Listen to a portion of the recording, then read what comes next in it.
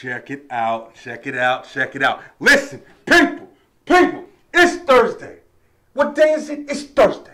What day is it? It's Thursday. What day is it? It's Thursday. That's right, your boy is back on a Thursday. I told y'all I'll be back. Yo, listen, I know we're a little bit lagging. We're a little lagging right now because we got a lot going on with the Beeline, man. We got a lot of interviews set up. We got a lot of stuff going on over there in the web show. But the entertainment, I know y'all miss showing off, but we back. Check it out. It's your boy. It's me, Brian B, with the all-new entertainment Beeline ENT coming at you right now. Let's go. Let's make some noise.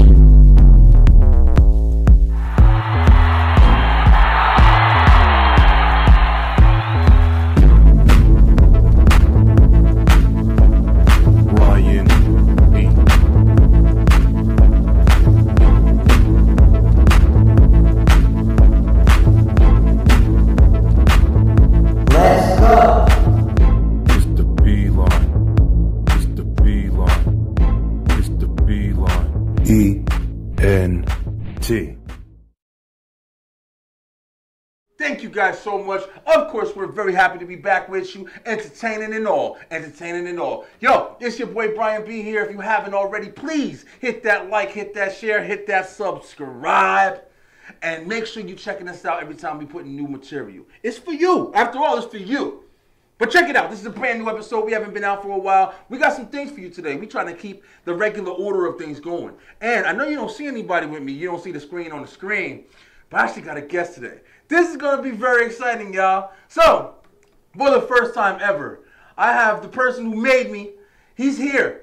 The person who's made me is here. Ladies and gentlemen, introducing my father, Mr. Jeffrey Snell, everybody. Check it out. What's up, Jeffrey?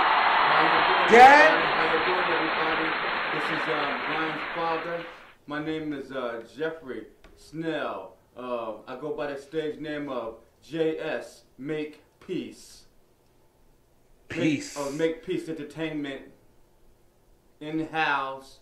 Checking out my son. Listen, this is going to be an interesting episode, y'all. For anybody who knows, I know his family is going to be watching this shit everywhere. I'll tell you that right now. I already know that. Pepe Gonzalez and Lamar Tyree about to have a ball with this one. It's okay.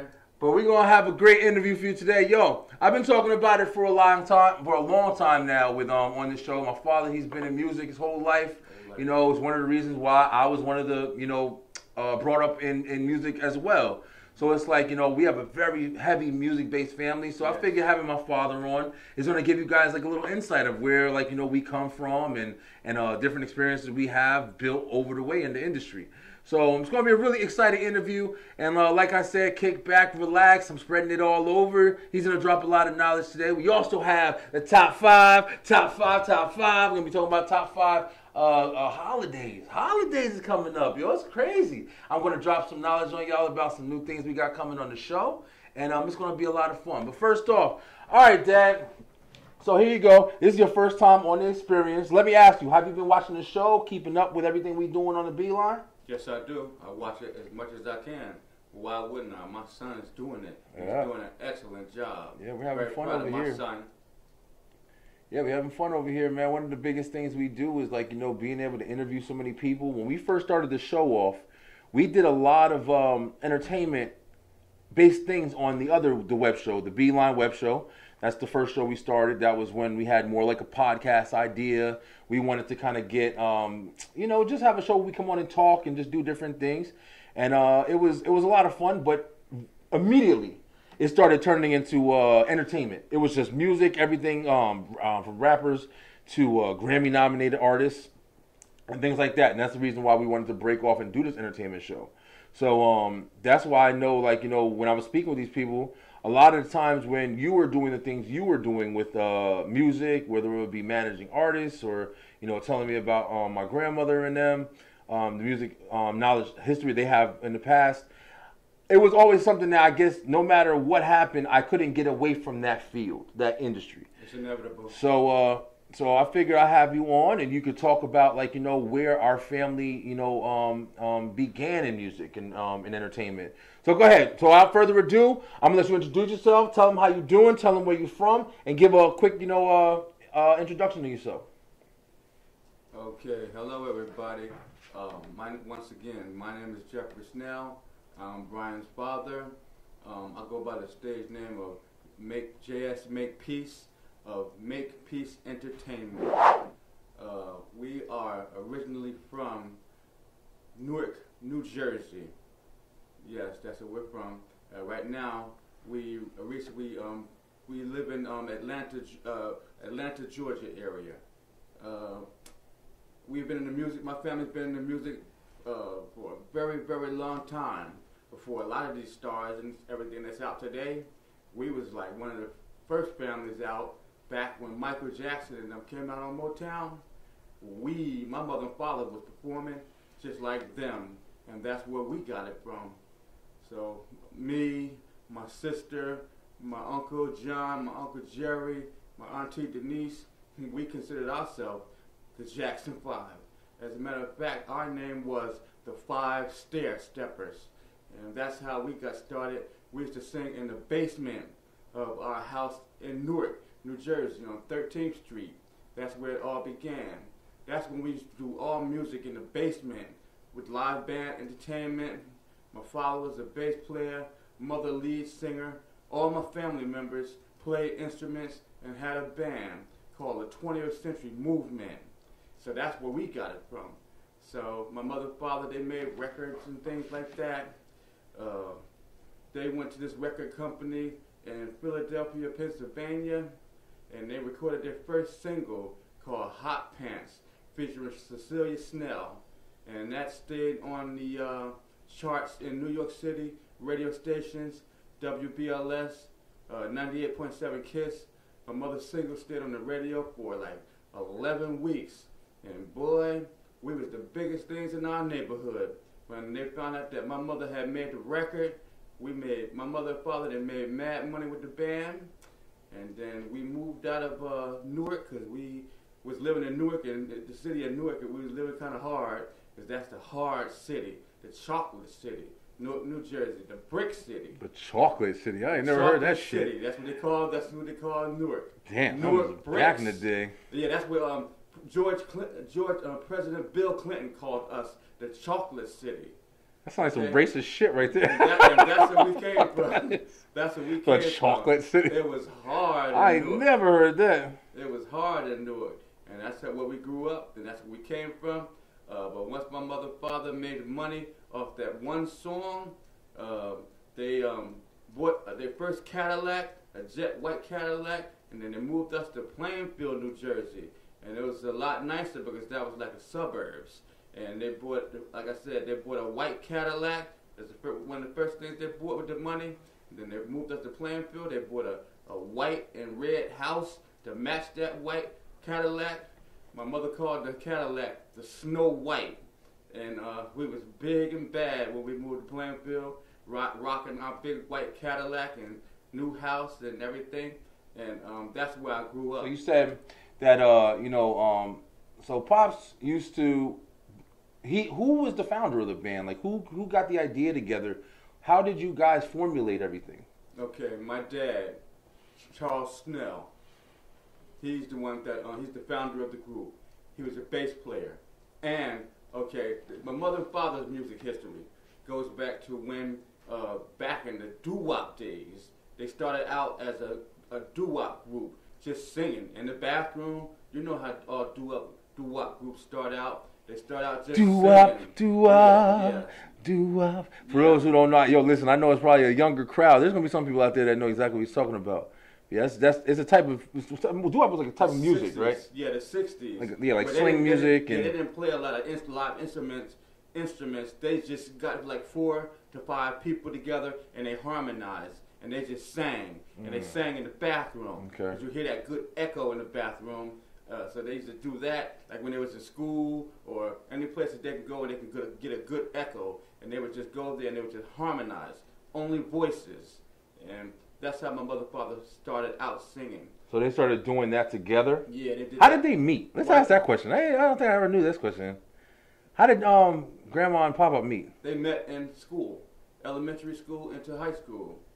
And so they're high school sweethearts? Yeah, high school sweethearts. and that's where they met in school because they used to sing in the bathrooms, harmonize. Damn, I didn't know that shit went back that much. Oh yeah, so the doo-wop goes back to the 50s. It goes back before that, 40s and 50s. 40s even. Yeah, because my mother and father was born back in the 40s, and that's how they started out. And my mother used to also sing gospel choir in church, just like me. Soon to be, I did the same thing my mother did. I followed in her footsteps. But yeah, that's where they got started out in school. Who started out playing instruments and stuff like that? My father was the first one. He played the bass. My Uncle Mike, he played the lead guitar. My Uncle William, he played the keyboards. He played the piano, organs. My mother, she sang and just played the tambourine, but she sang very, very well. She was like the lead. And who else we had? We had Van. Van is a family friend, and my brother Gerard got playing the drums from Van. And Gerard became, you will find out that my brother Gerard is one of the baddest drummers in the world. And I mean one of the baddest drummers on the planet. Gerard's a bad boy, and y'all will get to see that one day. He'll be interviewed. But that's how we got started. Well, the thing is, so we talked about Uncle Gerard on the show before, and I wanted to have him come on and do an interview, but he's not too big at talking about himself, things like that. So he didn't really, he wasn't really feeling that part right there. I actually wanted both of you guys to come on and kind of just together do an interview and just talk about your experiences in the music industry, because both of you together have a lot of history, as we're seeing right now, like yes. Just with your parents and everything like that. And I know that's one of the big reasons, like for you guys, we kind of just jumping into this. But this is my father. As you know, on the entertainment show, this is our 7th episode of this show so far. We've actually had Lamar Tyree. He just dropped his single Oshana. As a matter of fact, I want you guys to check it out. I forgot to post it on my last one. I wanted to do it on this one. Yo, check out. This is Lamar Tyree, Oshana. Check it out. Oshana, yeah. Someone who knows how to love me forever. I need an Oshana, someone to spend my life with forever. No matter how upset you are, she always tried to make you laugh. Oshana will never leave your side, even though we are. That's right, y'all. Yo, Lamar Tyree, he been killing it, man. He's getting acknowledgement nationally, like internationally as well. So it's like he's killing. That song is amazing, man. He wants to come back on here and he wants to actually talk a little bit more too about his recent experiences and everything. Yes. But Lamar Tyree and his brother Pepe Gonzalez, Jarrell Snell and Tyree Snell. These are my first cousins. That's my Uncle Gerard. That's my dad's brother. Yes. So they're the ones who grew up together, and they're the ones who actually have, you're hearing now about their parents, my grandfather and grandmother. Yes. Their, involvement in the music industry when they were young. And this is where we all kind of got it from. We're a huge family in music. Yes. So just kind of giving you guys a little insight in there. And that's the reason why I kind of wanted to have my father come on and talk about all these things. So my uncle is a big drummer. He drummed with Louis Vega. They make really good house music. Yes. Louis Vega, Anane. Lamar Tyree came on talking about all the different people that he's worked with in the past. Did tours overseas and things like that. Played at the Super Bowl, and a lot of foundation, man. A lot of foundation. A lot of fun experiences. We've seen a lot over the years, being involved in all these things. But, all right, Dad, so you was telling us about kind of like the formation of how everybody came together. I never knew that they met in school and they were singing and stuff. Who was the better singer out of Grandma and Papa? Your grandmother was the lead singer, Cecilia Snell. And my father, Charles Snell, he can sing. He sang bass, baritone, in the group. And my father was more into. He was the one that got everybody into playing the live instruments. He was a bass player. My father could play anything. He could play keyboard. He can play drums. He could play bass. He could play anything. My father would pick up any instrument if he didn't know how to play it, he'd sit there and learn how to play it. Yeah. And next thing you know, he playing it. Yeah, I remember. It's like he always did know how to do it, like Prince. I remember going Barry to the houses and stuff, and I see my grandfather had a keyboard. I remember just seeing he had a keyboard. He just laid out, and he would tell us like, "Oh yeah, I don't know, I'm just learning how to play it. I was working on how to play it, or whatever." But yeah, he's one of the reasons I never got into instruments.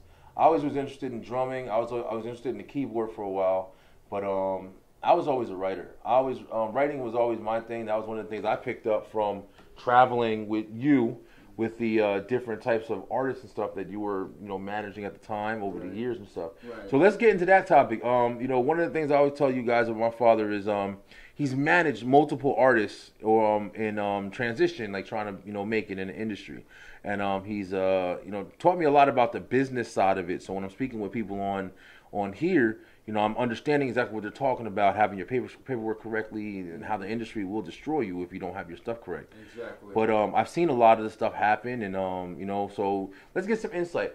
Let's start here. Where did you fall in line with music? Like, when did you discover what you wanted to do with music? Okay, at a very early age, we used to travel with my mother and father when they did the college circuit. And doing but this is after they picked up their instruments. They were no longer doing doo-wop. They were playing instruments and recording songs in the studio. And the first song they recorded was a song called Hot Pants. And Curtis Mayfield.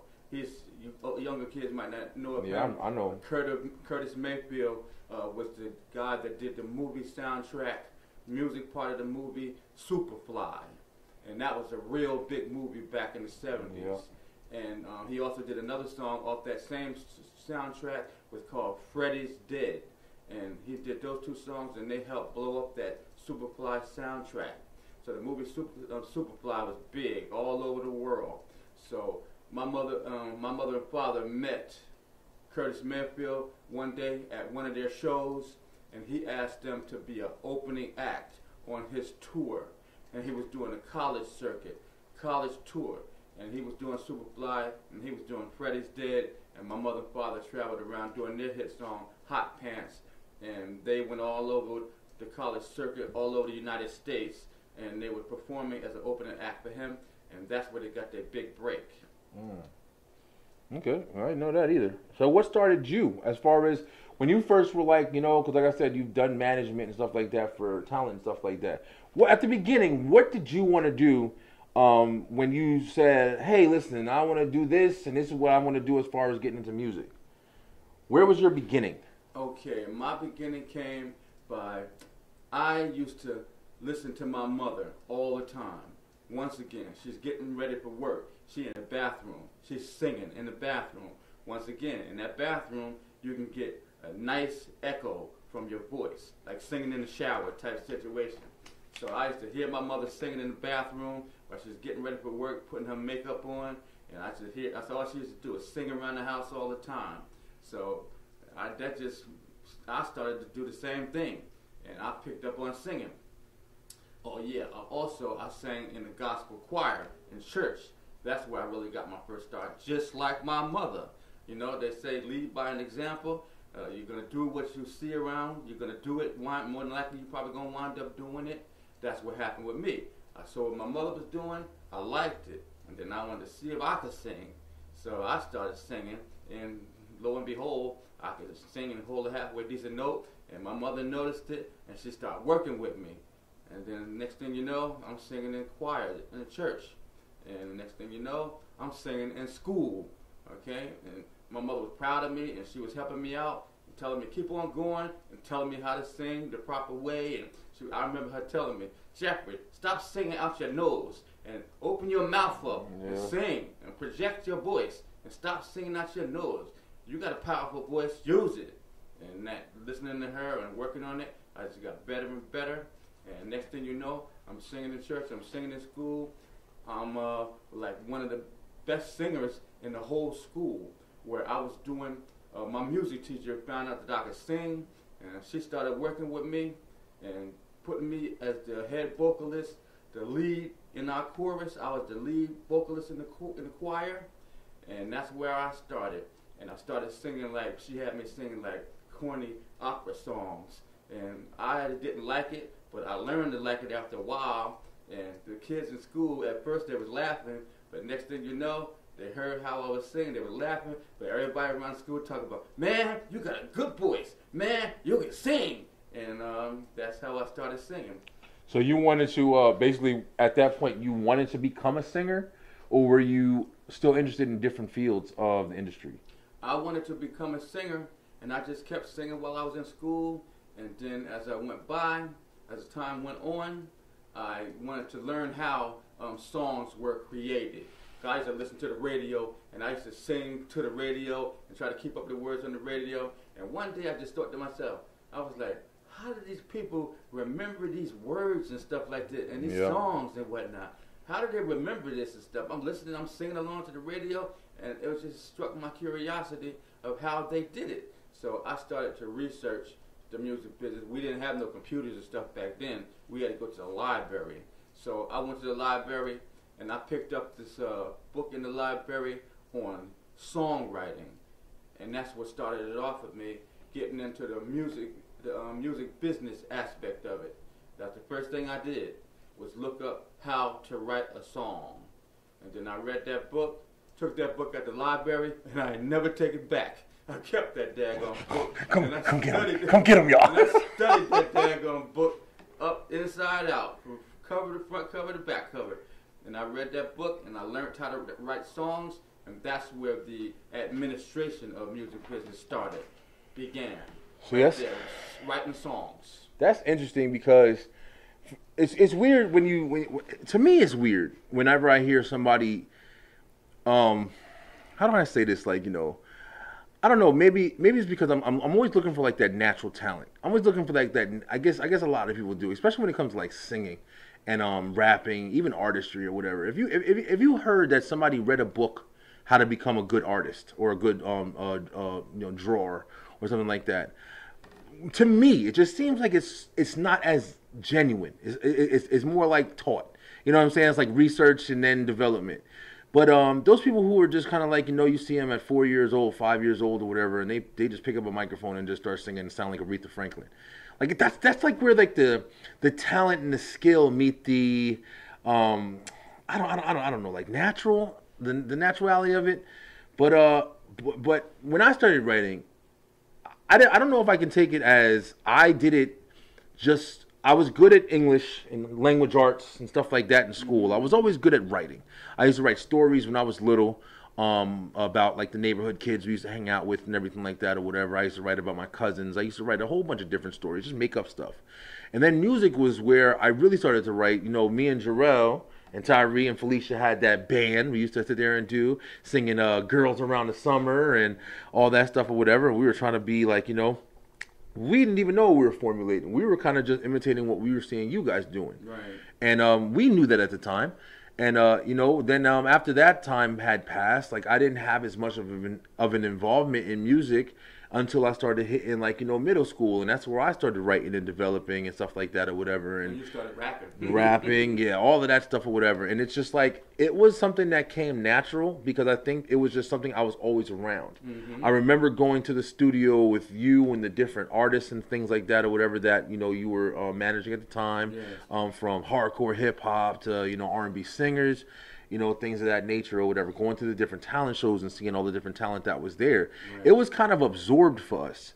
We all like had the experiences that were just consistently around us and all the different, really talented people that, some didn't even, make it because of whether it be attitude or different things. I learned a lot from just being the fly on the wall at this point or whatever. And it helped a lot in my development in this stage. But so that's really interesting. Like, I didn't know you went to school, went to the library and were like getting books on how to write and stuff like that because you were curious. That's how I did everything. Yeah, that's crazy. I went to the library and I got books and I read on it because there's not a lot of classes and stuff like that on the music business. Yeah, really I'm talking about now the music business part for the brain so that nobody won't jerk you around with your money, your royalties and all that later on. That you have to have that as well as that God-gifted talent, being able to sing, being able to play an instrument. Those things are important, And a lot of artists don't really realize that. They just think all they need to know how to do is rap or sing. But no, if you can't do the music publishing and the royalties and stuff like that, the record company's gonna rip you off.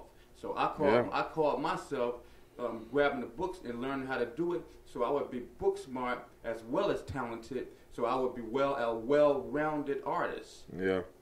And that's what we hear. I mean, even on here, we've had people come on. I mean, A Natural. Shout out to A Natural. Like, he came on here and he was a Grammy-nominated artist. Was opening for T-Pain. I mean, he was working and writing for the industry. He was working with L.A. Reid, Sony Records. Like, he was doing a lot of stuff. I'm pretty sure. It was a while back we did this interview, but I'm pretty sure that's what he did. I mean, amazing artist.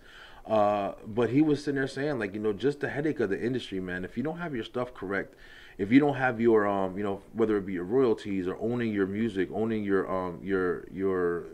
art at the end of the day, if you don't have that stuff, these people will try to take your shit that you're working hard to create and, give you peanuts for it.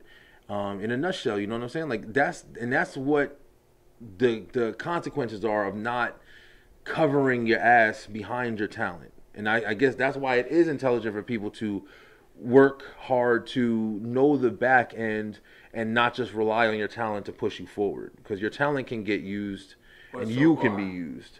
Yeah, so it's like, I definitely understand. I did learn that from, the experiences I've had watching you and our family in music as well. Yeah. So all right, so tell us about some of the things. This is some interesting. This is some shit I know. Tell us about some of the artists. Who was the very first person that you said, all right, I know this person, I'm going to try to work with them in a manager position? Who was the very first artist you decided to do that for, and how did you meet him, and why did you want to do it? Okay, I started off with amateurs. I was a person, after singing and everything, and I got through singing and learning the business and everything, one of the books that I picked up was This Business of Artist Management. And I wanted to get into the business aspect of it. So I started managing amateur groups. My cousin's group, my cousin Clinton Thomas, his name, we used to call him Grizz. Yep, Clint. Grizz had a little group called Dope Enough For You out of East Orange, New Jersey. So I said, okay, I'm going to start with them. After I read the book and everything and acquired the knowledge of artists, of being a personal manager, we call it. There's managers that you have on your professional team, we say, and it's a personal manager. Personal manager is in charge of the rest of your professional team. So you have a personal manager, in which that's what I was. Then you have a business manager. That's usually a certified public accountant. He makes sure all your money is right. And then then once you have those two, you need a lawyer, not a regular lawyer. You need an entertainment lawyer, somebody that specializes in music. And then once you have those people, those are the first three people of your professional team on your side. Then they'll go help you find a good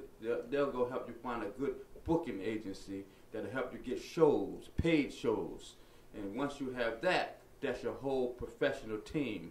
And then you can call yourself an artist that's prepared and ready to make things happen and get into you trying to become a superstar. So Grizz, that's cousin Clint. And he was the first group, I guess, that you were able to manage. Yes. How successful was it working, and what things did you learn from that one experience? Okay, Grizz and them. It was. Be honest, yeah. We the beeline straight to the fucking point, yo. And I hope Grizz see this one day, because Grizz know what I'm talking about. Working with Grizz and them, they was guys from the block. There was like a regular crew from the block and whatnot, hardcore streets of Newark, East Orange, New Jersey. So Grizz and them did their thing, man. They was hardcore. They was a hardcore group, and they were bad too. Them boys could rap their behinds off. I don't remember this. I had a good time. I had a good time managing them. I learned a lot from them, and I learned a lot from being on the streets and whatnot. I already was on the streets myself when I was in Newark and stuff like that. We were raised on the streets and everything. So Grizz and them, they was hard, smoking weed, slinging them things a little bit on the streets or whatever to make their little money to do what they had to do to pay for studio time. Hey, Lamar Tyree, that one was for you. That one's for you, bro. Hey, they did what they had to do, flip their little things and whatnot to make their money, so they got money to go into the studio.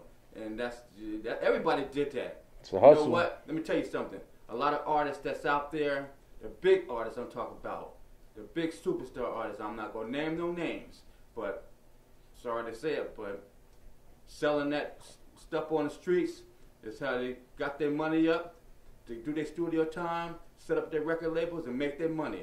They took that dirty money and flipped it into a clean money. I mean, that's how we did it. a lot of artists even rap about it. I mean, it's not. I don't think it's a mystery to people. I mean, it's definitely something artists rap about it. They'll tell you, but not everybody, of course. But it is a good majority. Just being real, it is a good majority. People who came up in in the hood, and just they had to make it.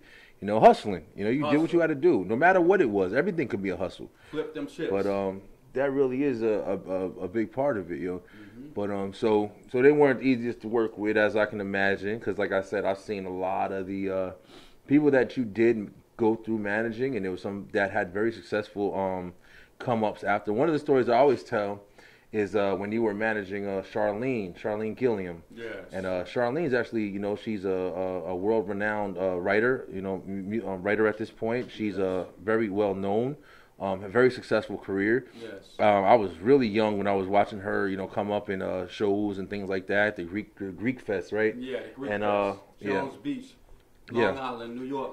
Yeah, Charlene had a lot of talent, man, and stuff like that or whatever, and it was interesting. Damn, I just lost my train of thought of what I was originally. Charlene wrote a lot of songs for other big people in other countries. Yeah, that international. Songs went platinum, multi-platinum that she wrote. Yeah, there was as well.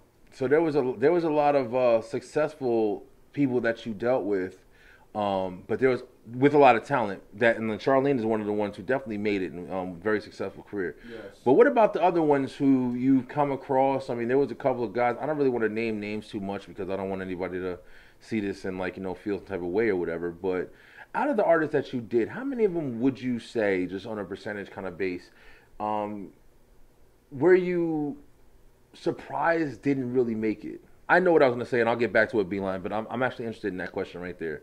How many are you really surprised, damn, you guys didn't make it? You were successful, you did everything you had to do correctly, you handled your business smartly, but still, at the end of the day, you just didn't get there. Right. Okay. I had a group called, after Doping Up For You, I had a group called Strange Behavior. My boy Sean. I remember them. Yeah, my boy Bless S, Sean, and his partner, Rick. Two of them with Strange Behavior. They were from Irvington, New Jersey. That's the group I had right after Doping Up For You. Now, they became successful. Sean, to this day, he is a big record producer. He got his start working for Missy Elliott. He was a producer for Missy Elliott. Sorry about that, y'all. Hey, yo, listen. Y'all know, she was on the last episode. We got Baby Jordan. Got my baby Jordan. She over there running them up, man. She run the kids now, so she ain't only trying to hear nothing. But you might have heard her screaming a little bit. But anyway, we were talking about, you were saying that your second artist that you were managing, Strange Behavior, I remember them. Sure. And what was the song they had? Because I know they had a song I know that was really good. And I'm actually surprised. A song called Word Up. Word up, right. Yeah, we got to show it that's going down. Yeah. I remember that shit. Right. Yeah. A lot of artists that's out there right now in the business use that daggone hook and use that melody, that hook in a lot of songs. I remember. Yeah, because that shit sounded like it was something that was out already. Jack does for that song right there, the concept and that word up, right? We got to show you that it's going down tonight and all that. But I didn't know Sean became a producer for Missy and all of them. I never knew that. Yeah, he wound up being a bigger producer and everything. That's cool. I'm glad he made it. Over being a recording artist. That's cool. Yeah, I'm definitely glad he made it. I mean, see, it's people I don't even remember. And I've seen this shit since I was little, so I was young. But so Sean made it. So like we said, the question was was there, who were you surprised that didn't really make it? And you said they did make it. So how about the other guy? What's his name again? Doping Up For You. They could have made it, but they really didn't stick with it all the way out. They start getting a little bit of trouble or whatever. Who was the other guy from Strange Behavior? That was Rick. That was his partner. Yeah. Yeah, that was Bless's partner. They was rapping together. Yeah. Yeah, and they rapped and they did their thing with that. And then slowly but surely, Sean told me about he could produce songs and stuff. Sean was working with this guy that was cousin with Snoop Dogg's cousin. Not Nate, one of them guys in Snoop Dogg's camp. They started working with them, and that's when he really started producing. And then we started producing songs, and he didn't rap as much anymore. So they should have made it. They did a little show with a group that everybody know out there, that everybody should know, Mobb Deep from Queens, New York. We did a show opening up with Mobb Deep, and that was a real good show. That did a lot for our career. Mobb Deep had got signed to Loud Records. Back in the day, Loud Records is the same label that Wu-Tang Clan started on. Everybody know Wu, and we was doing shows and stuff like that when Wu came out. They was on the same label, so that was another artist that we had that they should have really made it. But Sean stopped rapping because the rap career didn't really take off into mainstream radio and big time and big selling records. But he started doing producing, and I didn't even know he was producing.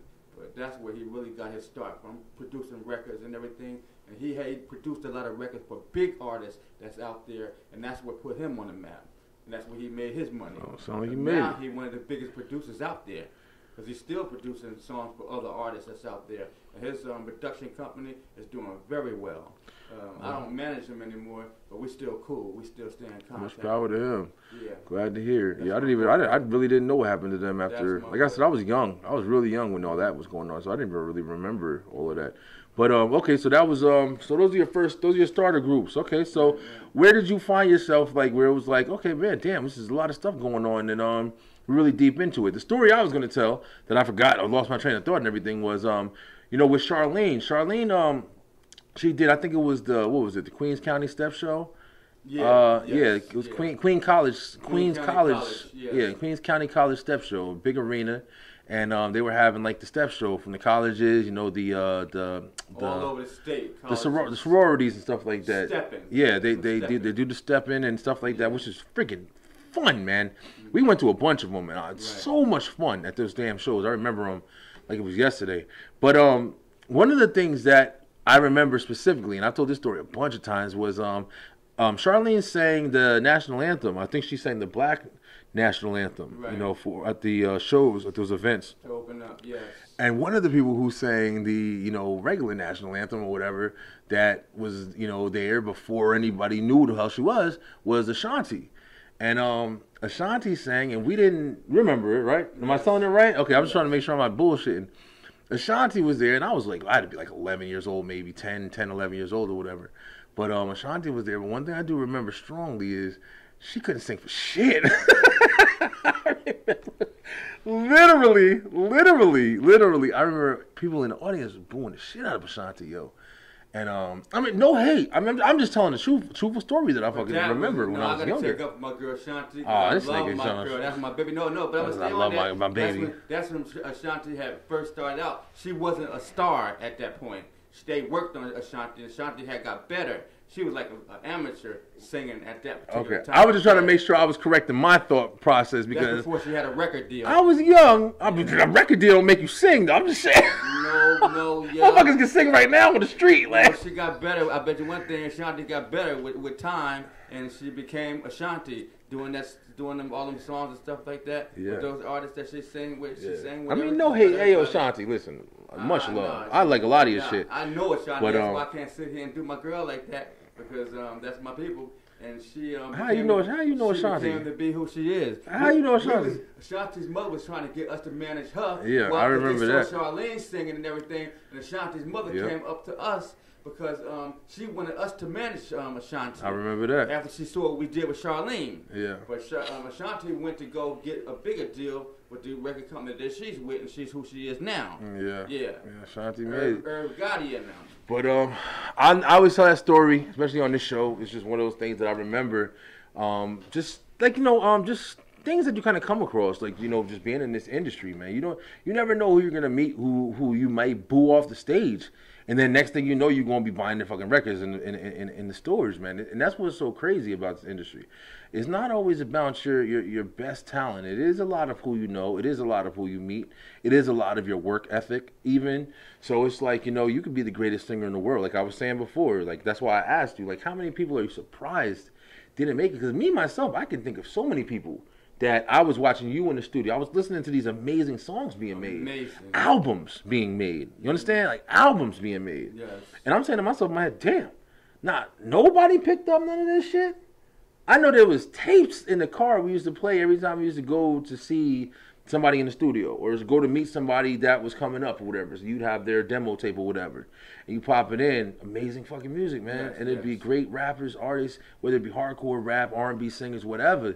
And then just to know these people didn't make it. So one of the things I want to know is what have you learned as far as, well, maybe not now, because now it's like, you know, all the way we're at the end point here. Like, you know, it's not like as much as before. But what have you experienced to where you'd be like, okay, even though you are talented, I guess what I'm trying to say is what kind of knowledge can you offer to people who are like, even though you're talented, we were talking about it a little bit before, even though you're talented, what else do you bring to the table? There's more to it just than having talent. You have to know the formula, the proper business of steps to take in order to be a superstar. And there's different levels of being a superstar. Let me ask you, hold on one second. The only reason I'm trying to cut it down is because we did talk about that before. That I know what you're trying to say now. Like, you can't just be a talented. I'm not formulating the question right. What I'm trying to say is the people that did have talent, the people that were amazing. Mm-hmm. What do you think held them back? Maybe there we go. That's a better way of putting it. All right, I'm gonna give you the whole formula in a little while. I'm not gonna make a long speech out of it. But the thing is, you can have good music, but if you don't know the proper steps to take in order to be at a superstar level, you'll never get there. I'm going to give it to you guys right now. Okay, so the first thing you have to do after you have a hit record that's out there, and I'm talking about, when I say a hit record, I mean something that's on college radio. And then you get on college radio and you start banging that out. Everybody playing it, DJs are playing it. And then if you can make it from there, and you can get your stuff on commercial radio. That's the radio stations and everything. The main big artists, Jay-Z and Lil Wayne and all of them are on commercial radio, we call it that. After you can get on commercial radio, then you're really doing your thing. Then that's when you can improve your following, your fan base, and you can really start taking your career can take off from there. You're not going to get anywhere if you don't get any radio airplay. That opens the way for everything else. Dad, I think you might want to check the times, man.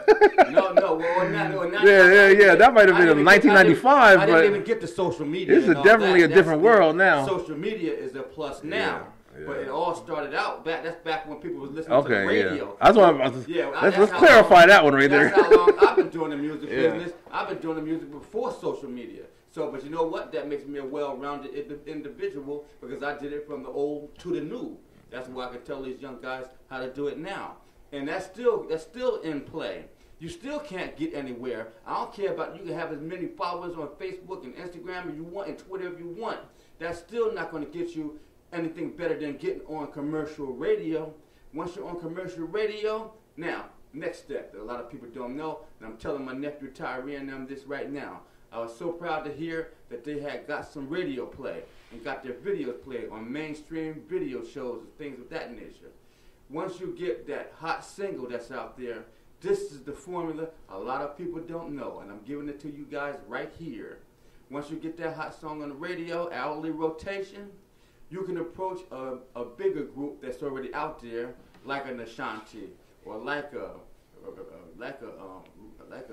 group that you guys say, Ludacris, or somebody like that. And this is what you do. If you got a hot song on the radio, you have your manager contact their manager and ask if you can get on a tour as an opening act, like my mother and father did back in the day for Curtis Mayfield. They on with him as the opening act, and following him with his fan base, they can increase their fan base. And that's how you go to the next level. You can't just jump up and be a superstar. You got to crawl before you can walk.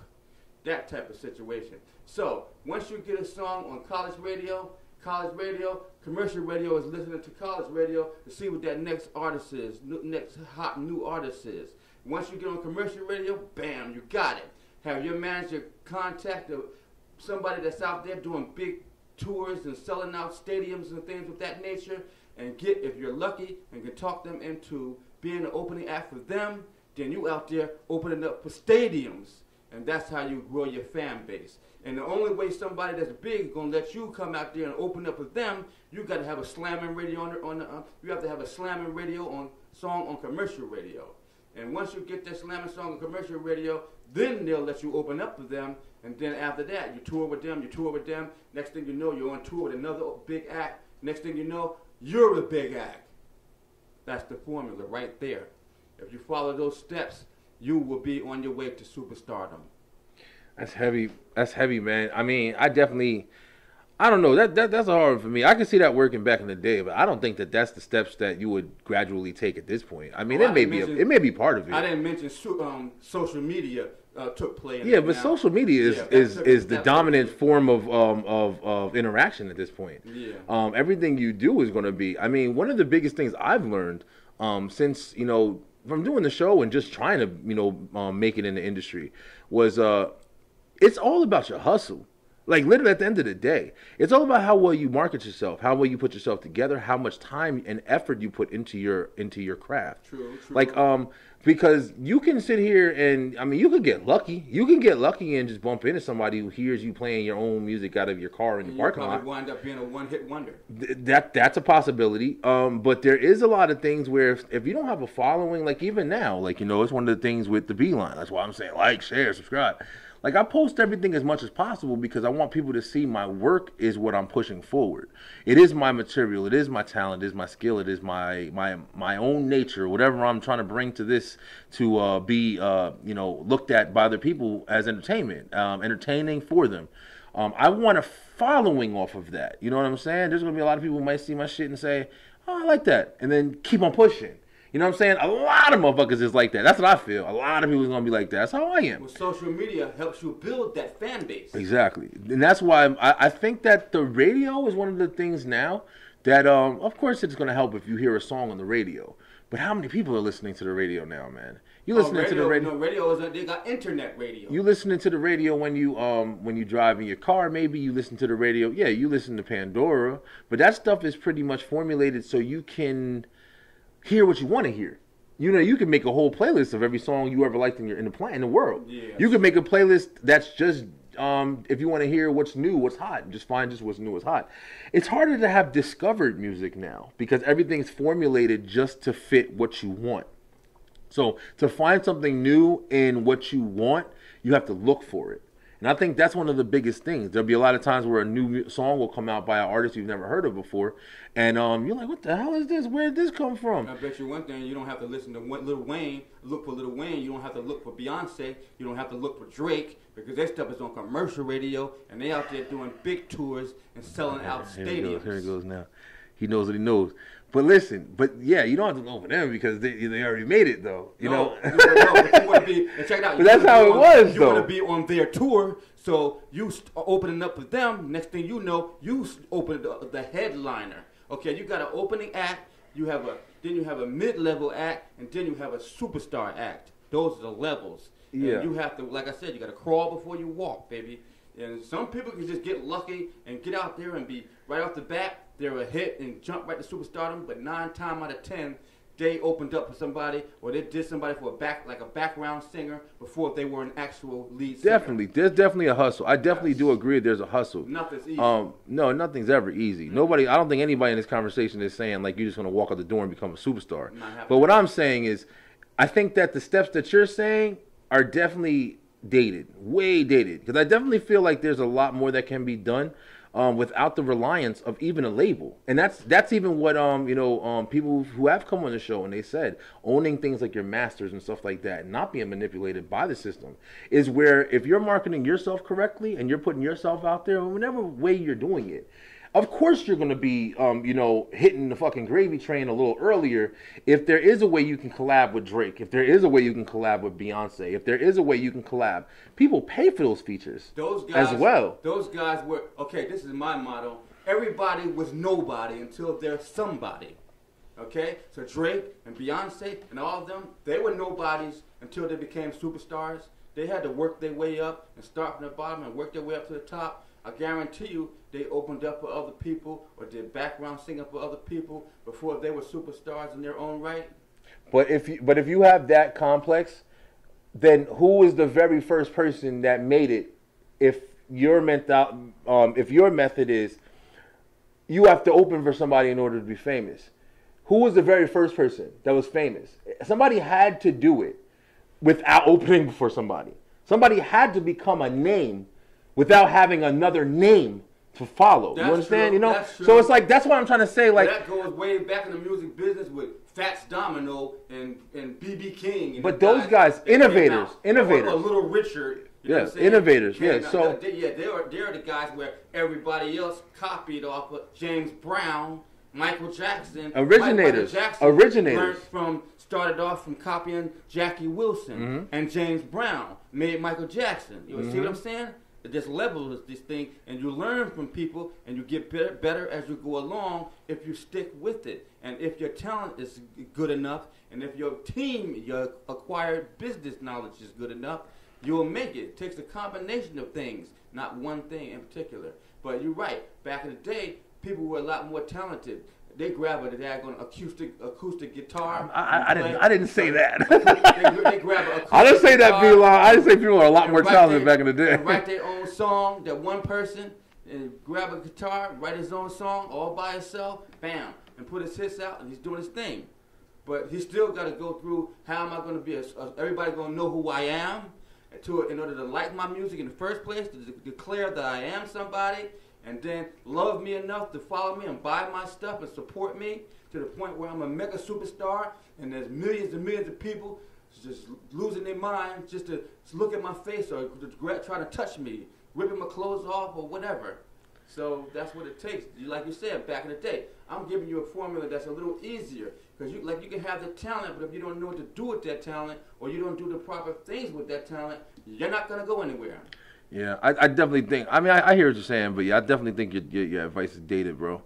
And I'm just being real. Like, and like I said, it's not like I'm saying it without like a different thought perspective or whatever. But it's definitely like there's different ways people are making it now. There's different ways that people are making it without any involvement with the industry, and I think that's what speaks volumes on today's level of success.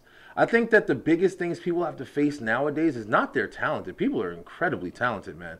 People are incredible. Turn on TikTok for 5 minutes and watch these motherfuckers making beats in 5 seconds, bro. Like, it's incredible as far as singing, as far as just making something entertaining that you want to watch. Well, I bet you one thing. Building Brian, a fan base of millions. I guarantee you, Brian, those people that are doing that, I guarantee you they heard other people that they got the ideas off of and they listened to and stuff like that, and they got inspired by. But why can't anybody be? I mean, you're saying it like there can't be originality in people. Yeah, you know what? But you're saying pretty much that everybody's a follower in that situation. Why can't somebody just wake up and say, "Hey, I like this. I want to do this."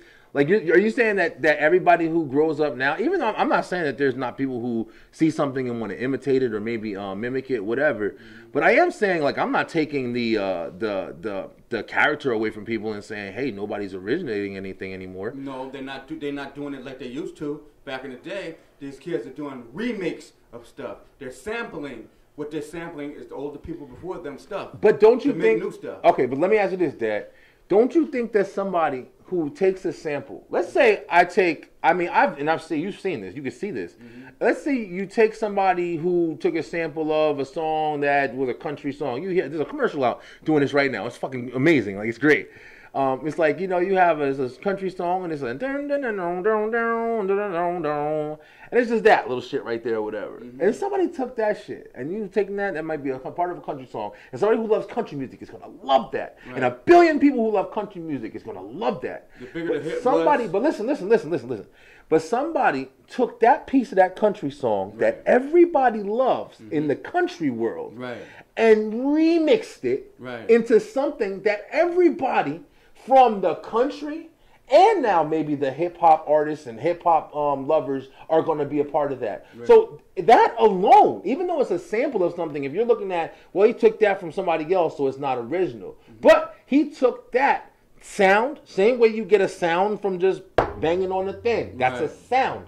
So that's the sound that somebody got when they plucked that guitar strum. And they heard that is a sound, boom, playing that one. Originality. Put those together, bam. First person to ever do it. Original thought, original creation. When he heard that sound, he created something different. It's still originality. It's still originality. It's not like he just took that whole song and then say, okay, maybe I'll just turn it this way. And but even that, even though it's a minimal of what I'm talking about right now, even that would be creative. Yes, you know what I'm saying? That's creative because he probably threw some words of his own that he wrote on top of that. It's creation though. It's creation. You can't kind of like, you know, dictate what creation is. You can say what it is to you. That's fine. Yeah.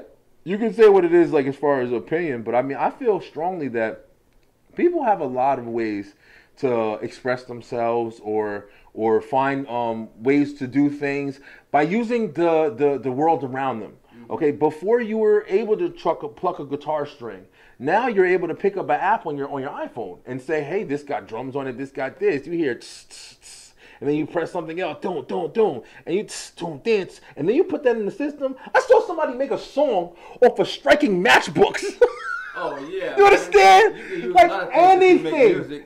Bang on pots. That's the whole principle though. So it's like banging on pots and pans. Anybody who follows that progress and then they're like, yo, this is, and if you say, well, that's not original because you took that from something else or whatever. Listen, bro, that's about as original as you can get, man. But you know something though about that sample thing? I'm gonna say this real quick. About sampling, I love sampling. And that's just taking a music and making more music with music that's already there or whatever. But if you do copy somebody's stuff or sample somebody's stuff, you better not be able to determine where it came from. If you did get that sample, you better have gotten that sample cleared from the Library of Congress or the publishing company. If that sample is not cleared, and you go ahead and put that song out, and that song goes slamming, and somebody be like, oh, snap, that came from that song, such and such and such and such. We can hear that. That's obvious for a fool to hear. Your behind is going to get sued, and every penny you made on that daggone song, you're going to be paying back to the original maker of the creator of that daggone song. You are going to be paying every dime back. Example, Robin Thicke did that song of a Marvin Gaye song, and Pharrell Williams. That song, everybody was saying that song, White Lines, something, and that song right Blurred there. Lines. Yeah, that song. That song was copied off a Marvin Gaye song. And they took a big chunk of that song to make that sample. And everybody was like, oh, that's Marvin Gaye song. That's Marvin Gaye song. But it's an all-new song with Robin Thicke and Pharrell Williams. They got their behind sued. Yeah. I think the Bruno Mars song, too. What the hell is the song? Everybody knows it. Motown Funk. Yeah, I believe that one. That was Mark Ronson and Bruno Mars. I don't know who actually made that song. But you can do it. You just have to. You have to. Well, yeah, of course. Yeah, you definitely have to give credit where credit's due. There's Bruno no Mars argument there. Paid the original artist. Yeah. So Marvin Gaye's family got paid that money. Oh yeah. Marvin Gaye was died. Yeah. His family got that money. Yeah. If you take something, you definitely got to give credit where credit's due. And that's another thing. That's not an argument at all. That's coming up now. You have to that's all part of the business aspect. That's all business. And your manager, if you got a good manager, he's going to make sure that's done and tell you to do that. And you have a good lawyer, entertainment lawyer, he's going to tell you to make sure you do that because he'll be one in litigation in court with you. Yeah. If you have a problem, when it's time to sue and defend you, yeah. all your money. But it's easy if you know how to do the paperwork and everything before you put the music out, even before you do the music. Or you can make the music just before you release the music to the public. Very Make true. sure all your paperwork's in order. Your sample clearance are in order. Your copyrights are in order. Your trademarks are in order. And then you're good to go. You don't have anything to worry about. True shit. All right, Dad. We talked a lot. We've been talking for like a damn hour at this point. So let's in closing, you know, you definitely got a lot of knowledge. You came in here and like you did, like you've been doing this for a long time. The industry has changed in a lot of ways. Yes. You know, like I said, one of the things that I was able to experience watching you do these different things with these different people has basically been just like, you know, building my knowledge, even when I wasn't trying to. I mean, even when I was writing as a little kid, it did formulate me into, you know, be able to transition into writing music. Inspired. Yeah, so it's like it really was a lot of fun. It really was a good experience from seeing amazing people. I thought you were going to touch on when I was saying like, why do you think a lot of people didn't make it? One of the biggest things that I saw from people is their attitudes. And I think that's one of the biggest things that speaks volumes for people because, like, you got to understand, a lot of people build these complexes. And I experienced it even with this, the movie that we were in, the Intuit movie. You know, and shout out to everybody, you know, in Intuit movie. It was an amazing experience. But I did hear stories and I hear certain things about people and how people work and how people, you know, personify themselves and put themselves kind of on a level away from everybody else. And Egos. Egos is crazy. Yeah. In entertainment field for sure. Yeah. Egos. And if anybody just watched, like, you know, our episode that we're going to have next week is going to be on it's a wrestler and it's an incredible episode and he gave a lot of insight. But even he was saying, even in that industry, like, you know, the things that your ego and your attitude or having the wrong attitude, the effects of that can be a downfall. Completely can destroy everything you try to do. And I've witnessed that, you know, even at a young age, knowing what I was seeing, like, damn, this person wants to be out, you know, knowing DMX's little brother and, you know, calling him our brother and all this other stuff or whatever and living that way and knowing that I never heard anything from him. I never heard him out in the thing. I don't know. I mean, I could be wrong. I could have. Will Wonkas. I never. You know, I'm not trying to name drop. You can fucking name drop. but I'm just saying, like, you know, at the end of the day, like, I know one of his biggest things was you didn't want to be, you know, looked at as a thing, which is respected, definitely respectable. But it's just like, if that's all you're worried about, how far, you know, are you holding yourself back? Like, you know, it just seems like. Maybe you don't want to be established, but if you got something in the tool belt, man, like you have to be humble. Push that shit forward a little bit, man. Like I'm just saying, I definitely respect people. Like there's people who's like, I don't want my name nowhere near anybody else's name. I want to get out on my own 2 feet, and that's it. That's very, very, very, you know, humble. I guess humbling. Yeah, I don't know. I guess humbling. Yeah, you have to be humble. But at the same time, how intelligent is it? I'm just saying. If you do have tools, it's like trying to build a house with your 2 hands, but you got a hammer and you got nails in your fucking pocket. Like, you want to have that strength or whatever, but if you got the hammer and nails, you got the tools. If you're graced with the tools, you know, how intelligent is it, man? An incredible house. I'm just saying, it's just some shit that you might be holding yourself back from worrying about. You know, you know, once you get out there, you establish your name even better. But I'm saying if that's a tool that you got that can push you a little bit forward, I mean, but to each his own at the same time. But I have witnessed that. I have witnessed bad attitudes and amazing talent, but understanding why people aren't getting as far as they could be because they're not really easy to deal with. They're not really easy to work with. And when people think that you a pain in the ass, man, people ain't trying to fuck with you. It's that simple. Like, no matter how talented you are, you know what I'm saying? Like, it ain't worth the fucking problem. They don't have to deal with that. They'll deal with somebody that they don't have to do that with. Yeah. So I've definitely experienced a lot of stuff. So I know you experienced a lot of stuff. So what are some things that you wish maybe could have been different or could be different now in the industry? Or what are some things you notice now that you don't like about the industry or you like about the industry? Let me start with this, and I'm going to tell you like this. One of the hardest things out there to penetrate, even to this day, but it's the commercial radio, because that's what it took to really, before you had all this social media and all these other outlets, cracking commercial radio took me my whole career to find out what's going on with that, and being able to get a record on hourly rotation. You know how you hear that record on the radio all the time, you be like, daggone, I just heard that daggone song 5 minutes ago and it's back on. Because those people pay for those slots. Yeah. And when they pay for those slots, and the more people you in people's ear, it's like a form of hypnosis. Next thing you know, you didn't like that song when it first came out. You done heard that mug 1,000,000 times. You in love with it now.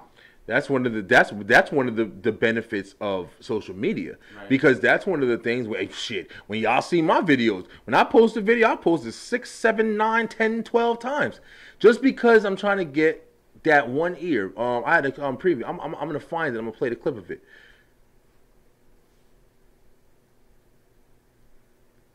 That was 100 Band 50. He's the one that sat there and told me. He said the same thing. It was a really good interview, and he told me, you know, artist out of Brooklyn. And he was like, yeah, you know, the more you put your shit out there, the more somebody's hearing it. Even if you getting tired of it. It's a form you of getting hypnosis. tired of it. Like, yeah, you know what I mean? It really is. The way you see it, like I said, back in the day, you know you can listen to a radio, you'd be like, Dago, and I hate that Dago song. And the next thing you know, when it first come out, next thing you know, you've heard it so many times, oh boy, that sounds pretty good though. Yeah, it really is how it is. You're in love with it, you ain't have no choice. Yeah. It's like force feeding the baby that don't want to eat. Yep, force feed. Exactly. I mean, it's really true. But so what? So you're the complication with getting airwave play. Right. Hey man, do it yourself. Listen, because put that bitch out on Facebook book. Every fucking day. That's in the book too. Get on as an opening act, and that makes sense too. Get on a tour with a big major act as an opening act, and you're performing at a stadium where ordinarily you wouldn't be able to get on. But now you're on a stage opening up for this man, and he's at a giant stadium in New York, in New Jersey, and he's playing for 50 million people. Yeah, no, 50,000 people. 50 million. I said 50 fucking playing for United States. When you out of the moon? No, with 50 million people. I said 50,000 to say. 50,000. Okay, that's a lot of daggone people. That'll fill up a whole stadium. Yeah. And check it out. Ordinarily, you'd be at a daggone club somewhere performing for 200 people. Yeah. Okay, how many fans you gonna have doing that? 200, right? But if you're in front of 50,000 people, you're gonna have 50,000 fans. That could turn into 100,000, and that could turn into millions by that opening act on that as being an opening act for a big. But you wouldn't be able to do it if it wasn't for that superstar. He's the one that's drawing the crowd, and you're opening the act. You have access to their crowd and their fan base. Yeah. Hello. True. Yeah, but all right, Dad. So it was good having you on. You know, you dropped some knowledge and some history of where your boy Brian B came from and everything, and much success. It was a lot of fun talking about it. Hey, Beeline, we ain't been around an entertainment show for a little while, so, we definitely got to do a couple of things. I know this show's running a little long, but, listen, I miss you guys. It's a lot of fun. But as of right now, we're going to sit there and go ahead and drop into the main topics of the show. We're going to get into some recommendations. You see it on the screen. That's listen, Beeline. We ain't been around for a while. But, check it out. I got a recommendation for you. First off on the list today, we're going to talk about this movie right here, Malignant.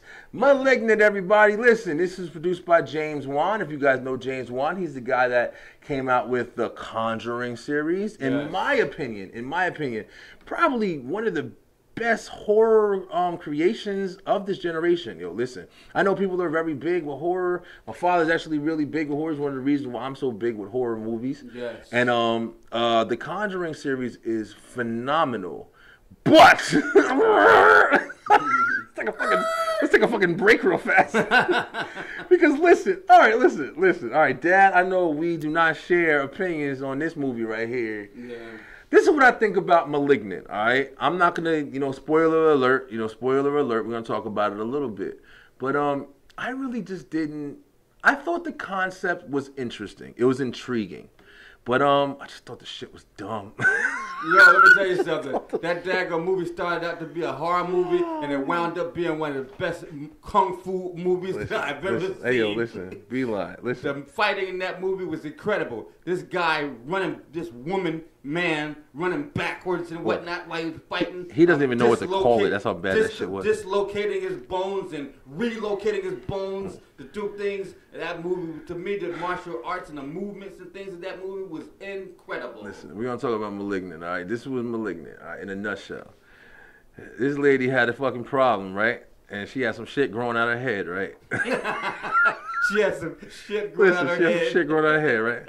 So they tried to fix it, but they just couldn't fix it well enough. So they pushed it in her head off. So let's just hide it. No, first they cut part of it off, and the part that they couldn't cut off, they stuffed it back in her head and was the brain part. This is the movie, y'all. Y'all ready for this shit right here?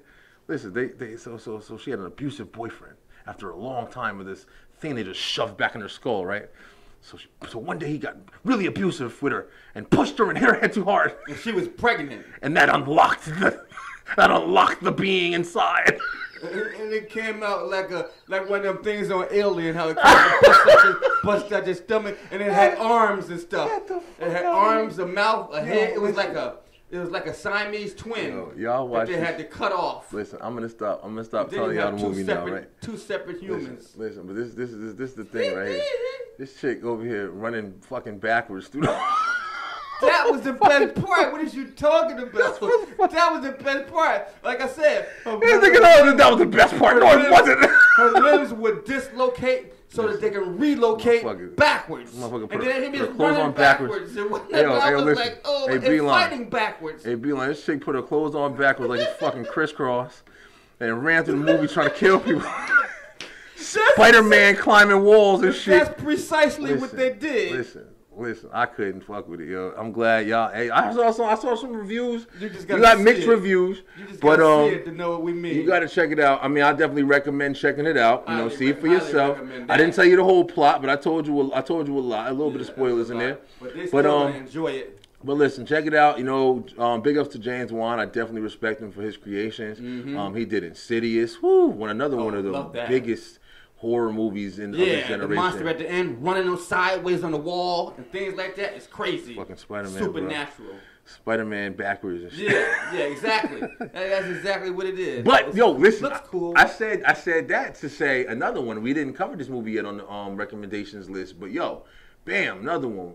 You got The Conjuring, The Devil Made Me Do It. Now listen, I heard a lot of mixed reviews about this one as well, but you want to know something? This movie right here, I thought was incredible, man. It was a very, very well storyline, written storyline. It was based on true events. They actually showed you some of the true events that happened after the movie. The guy who actually had this story or whatever. It kind of makes you question, like, damn, do you believe? You know what I mean? I'm a very big fan of, like, horror, mystery novels and forensic files and all that shit. I was just watching it before the show right now. But it's interesting, man. You can have a pretty good argument on some cases, and if they can prove it, you got a good enough lawyer, good enough team or whatever. If they can prove it, they'll work with you. The jury might try to dismiss it, but if you got a good enough story to follow your thing, they're going to work with you, man. And this guy, I think in this case, he actually was found not guilty for it. Is that what they said at the end? I haven't watched it in a while. Did you watch the whole movie? Yes, I watched the whole movie, and let me add, that was a good movie with a good monster in the movie, and it was scary. Yes. I mean, that put scary back to a movie. Yeah, it was really good. That's another situation where the guy was dislocating and then relocating and twisting his head up under his torso. And hollering. It was really good. Stuff. I was like, what the heck? Yeah, it was really good. What's going on here? But the Conjuring movies, like if you've seen any of the Conjuring movies, man, the Conjuring movies always have really good haunting. I think one of the biggest things for me is when I'm watching a haunting movie, it's so real. It's like it's at any point this can just happen to you. I think that's what's the most scary part about those kind of movies. It's not like there's some big monster or a guy in a mask chasing you all over the planet and shit. It's more like, yo, I can just come home one day and just watch my spoon fly off the fucking counter, and next thing you know, I'm the exorcist and shit. And that's just the realism of it. And I think that's what's so, like, terrifying. And if you're a believer of, like, those events or whatever, I definitely do believe in, paranormal. I do believe in supernatural and high energy involvement and stuff like that. Supernatural evil, that is. Evil, good, anything. Yeah, it's supernatural evil. I think that those forces are just like unexplained events in the world, and I do believe that they exist, at least to some degree. Maybe not to like the entertainment fields depiction of it, but I definitely think that they are they are sources that are on this earth. But you never know. But it could happen. I don't think all these stories are just people making shit up. I do think that there is a lot of real involvement and stuff that people have experienced. Some truth to it. But The Conjuring was an amazing movie, man. Go see it. A lot of really, like my father said, a lot of real crazy jump scares and just really uncomfortable seeing shit. Yeah, it's good very monsters, man. And the thing that make these monsters do, your eyes, you're looking at that daggone movie screen or the TV screen, and your bottom jaw is dragging the floor. Yeah, it's crazy. It was really good. Yo, speaking of monsters, let me tell you guys something right now. Entertainment show. Listen, the Beeline Web Show last year, we did a Halloween special. And the Halloween special for me, I did the Halloween special. I put the whole thing together from 3 o'clock in the morning to 10 o'clock at night and put it out on Halloween. This year, guess what, Beeline? The holidays are already coming back. Yes. So it's like, September's about to be over and we're rolling into October. And October branches off the rest of the holidays, man. You start at Halloween and, you go down until the end of the year. But, the Halloween Spectacular that I did last year was really fun. Excellent. But this year, the Halloween episode will be on Halloween. But I am going to put it out before Halloween. So I'm going to actually release it on that Tuesday. And I think Halloween is actually on a weekend this year. Sunday, I think. So, Sunday. Okay, I think yes. it's on Sunday. So I'm going to be putting out the Halloween episode a little earlier so people have more time to view it. And I kind of want it to be around while people can see it. And let me tell you something. I'm telling y'all right now, my Halloween episode that I am doing this year, I'm trying to scare the shit out of y'all, man. Yes, I hope you like the other one. The other one was created very hastily. Like, I was really trying to get it done. I thought I had more time to do what I wanted to do, but I did it well. I loved it. I still really, it's one of my favorite episodes I ever recorded. But this time around, I'm telling y'all right now, I have crazy ideas, and I'm going to put them all into this episode, and it's going to be incredible. So I can't wait for you guys to see it. I've already started it. The beginning is very scary. Like, it's going to be really, really crazy. So I can't wait for you guys to see that. But speaking about that, we're going to do a quick top five. Top five. Since nobody showed off this episode, maybe I'll put a little collection together and show you some previous show-offs that we've had on the show so far. I meant to do that a couple episodes back. But top five, Dad. We're going to do top 5 holidays. Bam. Let's talk about our favorite holidays real quick. So at the top of the list, we always get to the top 5. So I'm going to say, let's start at 5 for me. Number 5, I would say you actually gave me the idea before. Number 5 for me is July 4th. July 4th, 4th of July, bro. Fireworks, everything like that. I love the barbecues. For me, I love the family tradition. Everybody coming together. Usually have the family reunion. Families come together. You cook good food. Either you go to a park. Yeah, you go to different places and stuff like that, play music, you know what I'm saying? Like, they usually have, like, I remember back in the day, you used to have, like, the radios would just, like, pretty much, cancel everything out except for, like, the long stretch of music. Right. And they just play all the old songs, the summertime. Listen, that was when you heard that damn song, Will Smith and Jazzy Jeff, yo, that was where you knew it was summertime. Exactly. Like, that shit brings back memories every time. Absolutely. And, I love that. How about you, Dad? What's number 5 for you? Holidays. That's mine too. Holidays number 5. July. Yeah. I love them fireworks shows. Yeah. Preferably at any beach. Yeah. They give a fireworks show. And Coca-Cola give one of the best fireworks shows I ever had the pleasure of experiencing. Seaside Heights, New Jersey. Fireworks show by Coca-Cola. Oh damn! I don't remember that. Spectacular. I remember the fireworks show at Six Flags. Yeah, Six Flags at night. That shit used to be incredible. One down the Jersey Shore is better than that even. Yeah. I remember we went there before. Coca-Cola. Yeah. So definitely July 4th is definitely on my 5th of the holidays. Speaking of my favorites, then I would have to say the 4th is definitely New Year's. I love New Year's. I don't do as much as I used to now. New Year's, you have a big party celebration, get drunk, twisted. Now it's better to stay home. Now it's stay home. Party home. Stay home with my family. We cook a little bit. IT Tiff doesn't celebrate holidays and things like that. Yes. But I actually, I still do a little something. I might go to my mom's house or, just hang out with the kids. And just even if we don't do anything, I'll cook some food and just like get ready for the year to change and everything like that or whatever. And sometimes sometimes I'll go to church and bring the new year in church. And there's a lot of people that's in the religion go to church for New Year's. And bring that new year in with the Lord. Yeah. Nothing wrong with that. Yeah, people like to do different things. They have different ways of celebrating and things like that. But majority, like one of the reasons is in my top 5 at all is just because it's just a change, man. It's like it's a reason to start over at the very minimum. Like, it's a reason to say, okay, we went through one, now we're going to restart and set fresh. And, a lot of people always, say out stuff with about. The old, in with the new. Yeah, a lot of people always say things about, like, I'm going to lose weight this year. Yeah, you're trying to set. This year. But, I ain't going to drink no more. But a lot of people also try to, like, sit here and, like, knock a lot of people for for doing that. I mean, even if you haven't been successful for it, at least appreciate somebody who's trying to make a change, who's trying to talk about, yeah, maybe they said it 50 times, but they've never done it. But give them the benefit of the doubt, man. Like, maybe they will do it that one. At least they're attempting it. You know what I'm saying? It's very hard to stay to a resolution, but that new beginning is always somebody's fresh idea. At least maybe it's enough motivation. Maybe that one time they will stick with it a little harder. Everything is but you never know. Whole new year. Whole new year. They even take points off your license. If you have points on your license, you lose 2 points each year to go by. Yep. So you'll have all that to look forward to. We're gonna do number 3. Number 3, of course, is going to be Halloween, baby. Listen, I fucking love Halloween. This is the reason why I love Halloween, yo. I love.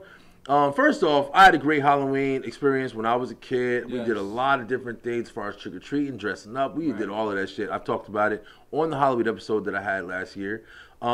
It was just a lot of fun, man. I loved seeing kids in costumes. I like, hanging out with friends. I love horror movies. You know, it's definitely a big time horror movies. All the cable channels have the horror specials on.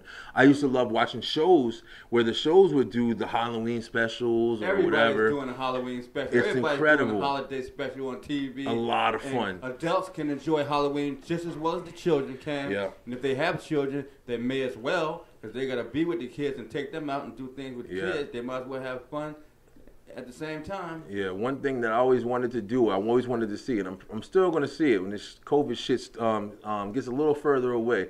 But I want to go see the Universal Studios Halloween. Ooh, I know they have a really, really, really big attraction. They go all out. And stuff like that. Yeah, so it's like I want to see that. Too, but Universal is like we went to Six Flags we've seen. Like Six Flags we've done. Universal Studios is the ultimate, I heard. Yeah. Because they are like the ultimate theme park. Yeah, I heard Universal Studios Halloween stuff is beyond. Is beyond. And I also want to do like there's a lot of really, really crazy haunted houses.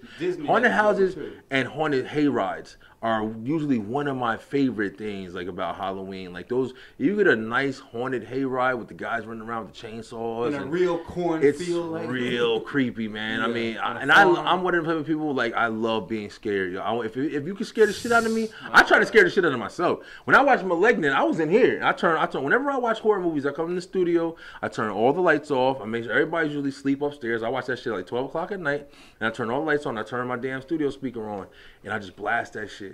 And I try to make sure, like, I try to scare the shit out of myself. I've always done that. Scared too. Yeah, I love it. I love it. To this day, a lot of these kids don't know about it, but we used to categorize the most horror movie, the biggest horror movie of all time, they call it, The Exorcist, the original. To this day, I can't stay in my room or any place with all the lights out and watch that movie by myself, and I'm a grown-ass man. Yeah, The Exorcist was a staple. Exorcist was something that came out before its time, and it had people like, especially like really religious people and stuff like that, fainting, throwing up in the movie theaters. Yeah, it was one of those things that kind of changed the industry. It was for traumatizing. Sure. It traumatized me as a child. Yeah. That's why I can't do it as an adult. Exorcist was crazy.